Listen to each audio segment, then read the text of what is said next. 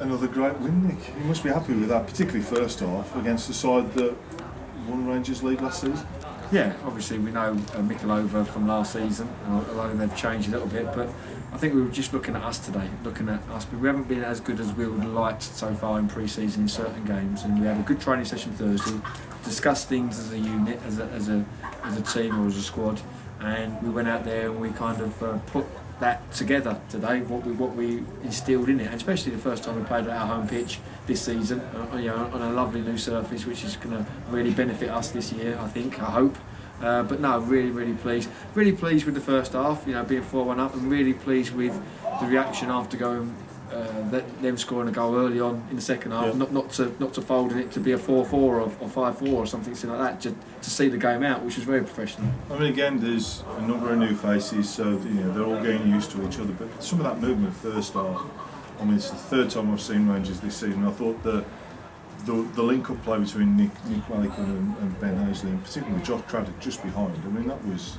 He looks as though he'd been playing here all his life, not to be playing for the first time. No, obviously Josh has been someone who we wanted to bring in earlier in the season, and for whatever reason it didn't work out. And we're really pleased that he's decided to come to us now. Having him at Russia with us when we were there, we know what he's about, and that kind of energy he's got. People around him have to do it, otherwise it stands out like a sore thumb. So everyone else, like Macca and Levi and everyone else today, had to step up their game because of what Josh did. And Nick was brilliant for us first half in the way that he just physically battled away and won his first and seconds. And Ben's going to be a threat. Ben gets into situations where he can score goals, and he works so hard for the team as well. And when you've got them front 3 or 4, let's say, working so hard for the team, everyone else will say they've got to do it, because otherwise it doesn't work. And it's been great. And it was interesting seeing, comparing Nick, the job that Nick did for Rangers, compared to the brute that is Gary Ricketts at the other end, who had no joy at all against Leon Martin Shooter. Yeah. And you saw a big difference there between two similar players in terms of what they bring to the respective sides, but Nick really outshone the experience of Gary Ricketts. Yeah, obviously Gary's been a very good player, and he's getting to his twilight kind of years. But I think Leon especially, I was really pleased in the fact that he lost probably the first 2 headers, and then from then on he knew what he was up against, and he really kind of battled against him. And we're shooting next to him, who's giving him so much information, and he's learning all the time, Leon, through Wayne. It can only benefit because Leon is so fast and he's so quick for a centre half. He's got the physique and he's got the attributes to do that as well, and that's going to be really beneficial in the season. And is that one of the advantages of somebody like Shooter, the experienced head, to be able to talk to some of these younger guys around him, because he can at least pass all that knowledge on.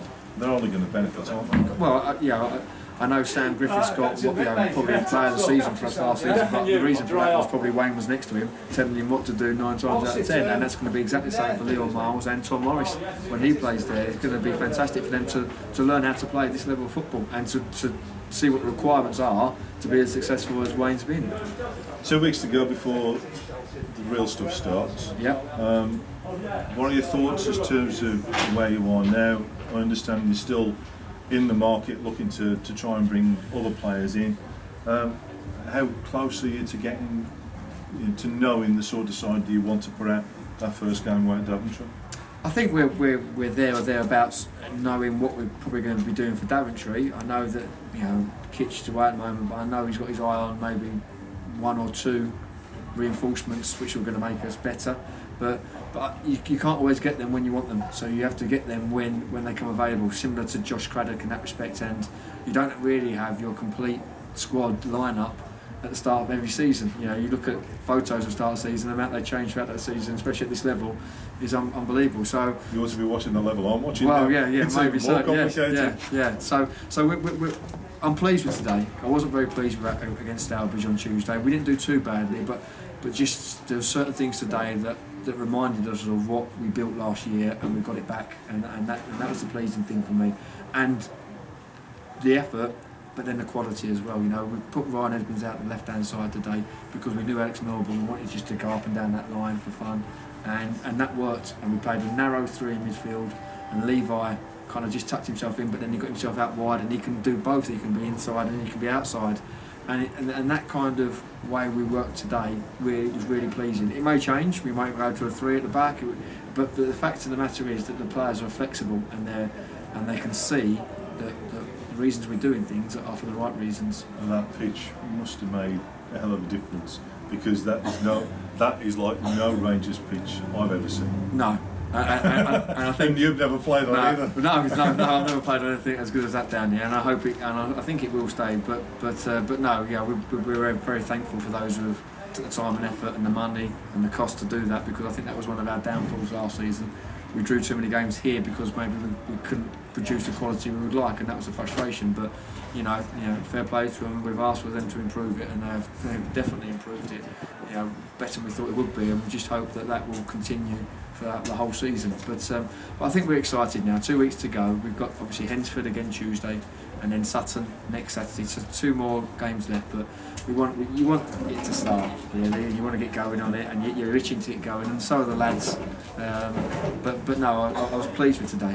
And the favourites tag us already as well. Well, I don't see how they can really do that. I don't know. No one knows who's signed. We don't know what the teams are like, and maybe you get to Christmas and then you decide who's in the running and who's not. But at this stage, whatever.